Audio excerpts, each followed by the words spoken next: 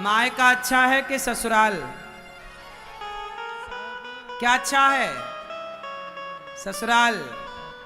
मायके में सदा लड़की ही रहोगी, ससुराल में जाके महारानी बन जाओगी।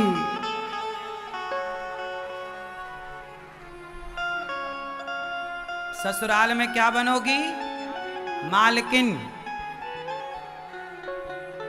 मालकिन बन जाओगी। और मायके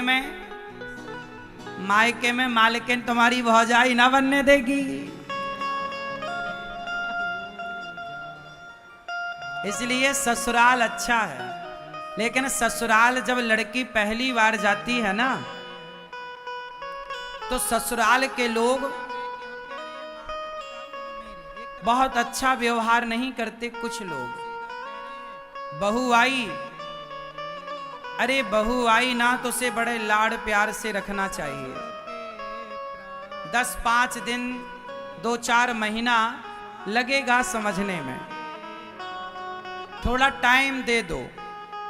अब होता क्या है, बहू आज आई, सबके लिए उसने भोजन बनाया, और भोजन में हो गया नमक ज्यादा, तो घर भर के ताने मारते हैं। सास कहेगी तेरी माँ ने यही सिखाया है? अरे नमक ही तो ज्यादा हो गया है, पहली बार आई है, बेचारी के हाथ पांव कांप रहे हैं, कांपते कांपते नमक डाला होगा, ज्यादा गिर गया होगा। थोड़ा उसे मौका तो दो। 2-4 महीना तो समझने में लग जाता है सास को। अच्छा, सास को समझने में ज्यादा वक्त लगता है कि पति को? जोर से मैया बताओ मेरी माँ, किसे समझने में वक्त लगता है? हाँ? सास को तो महीने 2 महीने में ही आप समझ जाती हो, 6 महीना लगेगा और क्या। पति को समझने में थोड़ा टाइम ज्यादा लगता है। पति लोग जल्दी समझ में नहीं आते। इसलिए अपनी गृहस्थी को कम से कम 2-3 साल तो दो। जो 2-3 साल दे पाए उनकी गृहस्थी फिर बढ़िया चलने लग जाएगी। 2-3 साल तक तुम चुप रहो, 4-5 साल चुप रहो। पति देखो कई बार ना जवाब देना नहीं होता। सास हमारी माँ है, ससुर हमारा बाप है, गलती हो रही है तो चुप रह लो, वो कुछ बोल रहे हैं सुन लो। गृहस्थी चलाने के लिए ना एक पक्ष का समझदार होना जरूरी है। या तो सास ससुर समझदार हो, या पति समझदार हो, या पत्नी समझदार हो। और कोई समझदार नहीं होता तो तलाक हो जाते हैं। जिस घर में तलाक हुआ है मतलब उस घर में समझदार लोग नहीं थे, इसलिए तलाक हो गया। समझदार होता, समझदारी से वो बचाते तो बच जाता। एक बात बताओ, हाथ में फोड़ा हो जाता है, समय के साथ भर जाता है कि नहीं? घाव, यदि शरीर का घाव समय के साथ भर जाता है, गंदा पानी समय के साथ साफ हो जाता है, तो रिश्ते भी समय के साथ सुधर जाएंगे। थोड़ा वक्त लगेगा, रिश्तों को समय देने की जरूरत है और चुप रहने की जरूरत है, दोनों को, पति को भी और पत्नी को भी। हाँ, जब तुलसी एक जगह से उखाड़ कर दूसरी जगह लगाओ ना, तो 5-10 दिन तो तुलसी भी ऐसी रहती है, पत्ते बिल्कुल कुम्हला जाते हैं, फिर वो पनपती है। ऐसे टाइम लगता है। एक नए घर से लड़की ससुराल आई है, थोड़ा टाइम लगेगा। इसलिए बहू को बहू की तरह ना रखो, बेटी की तरह रखो। सास को सास की तरह ना रखो, माँ की तरह रखो। यदि सास और बहू ये माँ बेटी बन जाए तो घर घर नहीं स्वर्ग हो जाए साहब। हर बाप चाहता है मेरी बेटी खुश रहे। बेटी खुश तो बाप खुश, बेटी खुश तो माँ खुश, सब खुश। इसलिए खुश रहने की आदत बनाओ। और आप जितने माँ बाप हैं, आप अपनी बेटी और बेटों को पढ़ा लिखा के डिग्रियां तो दे दिए हो, पैसे तो दे दिए हो, लेकिन आपने अपनी औलाद को, बेटा बेटी को खुश रहना नहीं सिखाया। आप माँ बाप को चाहिए कि ये भी कोचिंग दें, ये भी सिखाओ कि बेटा हर हाल में प्रसन्न रहना सीखो। स्थितियां परिस्थितियां तो बनती और बिगड़ती रहेंगी। परिस्थितियां सदा एक सी ना राम की रही ना सीता की रही, ना आपकी होंगी ना हमारी होंगी। परिस्थितियां तो बनती बिगड़ती, कभी अच्छा तो कभी बुरा, कभी सूखा तो कभी गीला, कभी अमीरी तो कभी गरीबी, कभी कैसा तो कभी, ये सारी जिंदगी चलेगा। पर हर हाल में जो प्रसन्न रहता है वही कामयाब है, वही सफल है। आप अपनी बेटी को, आप अपने बेटे को हर परिस्थिति से लड़ना सिखाओ। अच्छा बताओ, माता पिता भगवान हैं या नहीं? सच्ची बताओ, आपने महसूस जितना किया हो उतना बताना। माँ बाप को भगवान कहना सही है या गलत है? उत्तर दो। सही है? तो आज यदि माँ बाप को भगवान कहना सही है तो स्कूलों में क्यों नहीं बताया जा रहा है कि बेटा मातृदेवो भव, मातृदेवो भव, पितृदेवो भव का पाठ बच्चों को स्कूलों में क्यों नहीं पढ़ाया जा रहा है? क्या स्कूलों में इस पाठ की जरूरत नहीं है? काश ये पाठ बच्चों को स्कूलों में पढ़ाया जाता कि माता भगवान होती है तो कोई बेटा कभी अपनी माँ को वृद्धाश्रम ना भेजता। आजकल बच्चे स्कूलों में माता पिता देवता हैं, पूज्य हैं, ये पढ़ ही नहीं रहे तो सम्मान करेंगे कैसे? आज माँ बाप का कोई उपकार बच्चे मानते ही नहीं। माँ बाप, बच्चे कहते हैं तुमने हमारे लिए किया ही क्या है। काश एक पाठ ये भी होता बच्चों के लिए कि तुम्हारे माँ बाप ने तुम्हारे लिए क्या क्या किया है। यदि क्या क्या किया है माँ बाप ने, बच्चों को ये पाठ 8वीं क्लास से पढ़ाया जाए। 8वीं से लेकर के 12वीं तक, 8वीं से लेकर 12वीं तक ये बात यदि पढ़ा दी गई स्कूलों में कि माता पिता ने तुम्हारे लिए क्या क्या किया है, माँ बाप का योगदान क्या होता है। श्रवण कुमार की कथा यदि बच्चों को 8वीं से लेकर 12वीं तक पढ़ाई गई तो गारंटी मैं लेता हूं कोई बेटा श्रवण कुमार की कथा पढ़कर कभी अपने माँ बाप को घर से नहीं निकालेगा।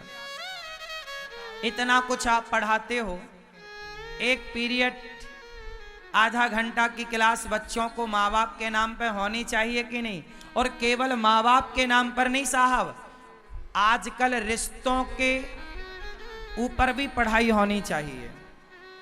किस तरह विवाह के बाद का जीवन जिया जाए, 8वीं से लेकर 12वीं तक में बच्चों को ये पढ़ाओ कि किस तरह आपको विवाह के बाद कठिनाइयां आ सकती हैं और जब ये कठिनाई आएगी तब आपको क्या निर्णय लेना होगा, ये पढ़ाओ। आजकल बड़े पढ़े लिखे बच्चे, बड़ी बड़ी डिग्रियां धारी बच्चे, वह गृहस्थी नहीं चला पा रहे हैं। बड़ी बड़ी फैक्ट्री चलाने वाले लोग, बड़ा बड़ा बिजनेस चलाने वाले लोग अपनी गृहस्थी नहीं चला पा रहे हैं। ये बात सही है कि गलत है?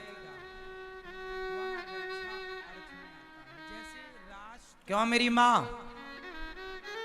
तो गृहस्थी चलाने का भी एक सिलेबस होना चाहिए कि नहीं? 8वीं से लेकर 12वीं तक में ये सब पढ़ाओ कि विवाह के बाद क्या क्या कठिनाइयां आ सकती हैं। यदि ये पढ़ा दिया गया तो तलाक रुक जाएगा साहब। क्या रुक जाएगा? बोलो। तलाक रुक जाएगा, लेकिन पढ़ाया नहीं जा रहा है। यदि बच्चों को भगवद गीता पढ़ा दी गई तो गारंटी लेता हूं क्राइम रुक जाएगा, अपराध भारत में रुक जाएंगे, गीता पढ़ा दी गई तो।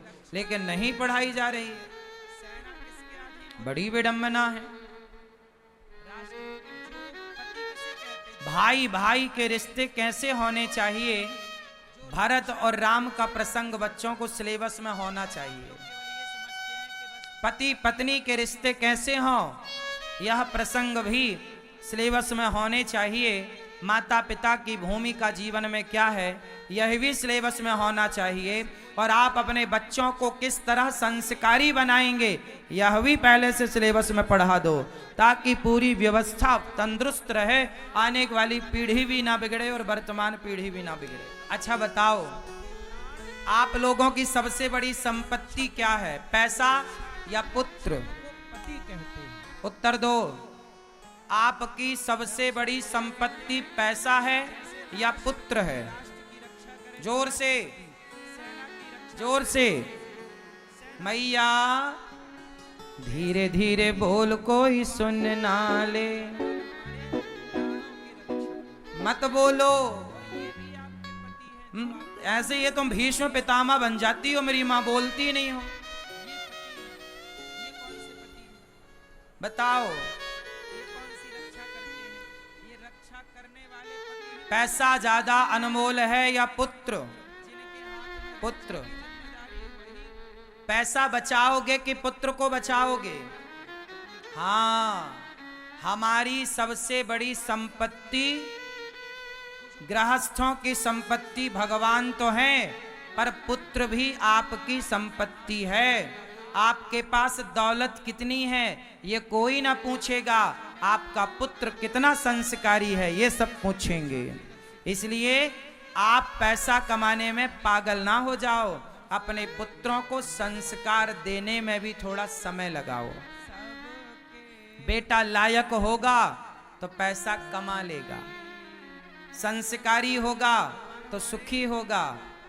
पैसा कमा कमा के बच्चों को दे तो दिया, पर संस्कार तो दिया नहीं, तो बेटा सारा पैसा उड़ाकर वो सुरा और सुंदरी में उलझ जाएगा। तो बताओ, बच्चों को पैसा देना जरूरी है कि संस्कार? क्या दोगे? संस्कार। आप में से कितने लोग अपने बच्चों को संस्कार देने में लगे हुए हैं? अपने पोता, अपनी पोती, अपने बेटा, अपनी बेटी, सबको संस्कार दीजिए। एक तरफ क्या है कि हम कह रहे हैं माता पिता तुम मेरे, एक तरफ क्या देंगे, और दूसरी तरफ जोर से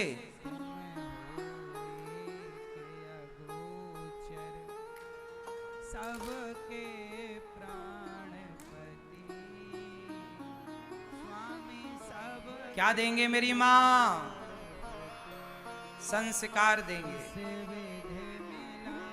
तो आप लोग बच्चों को लायक बनाओ।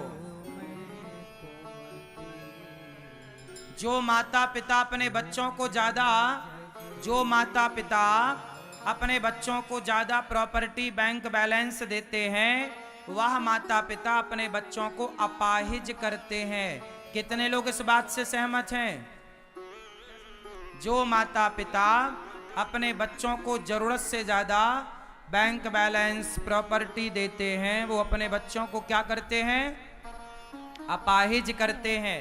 जबकि देना क्या चाहिए? बच्चों को बैंक बैलेंस प्रॉपर्टी नहीं, बच्चों को बहुत अच्छे संस्कार देना चाहिए। बेटा ऐसे संस्कार, ऐसा गुण दे दो कि बेटा हमारे बाद तुम अपने से कमा के खाना। जो काम हमने किया, जो गुण हमें मिला, वह टैलेंट बच्चों को सिखा दो। बच्चों को टैलेंटेड बनाओ, काबिल बनाओ। जरूरी नहीं है कि आप दौलतमंद बनाओ, धनवान बनाओ। पैसा बच्चे कमा लें, यदि आपने बच्चों को योग्यता दी तो पैसे तो कमा ही लेंगे। इसमें बड़ी बात क्या है? पैसा बड़ी बात नहीं है, वो तो कमा ही ले।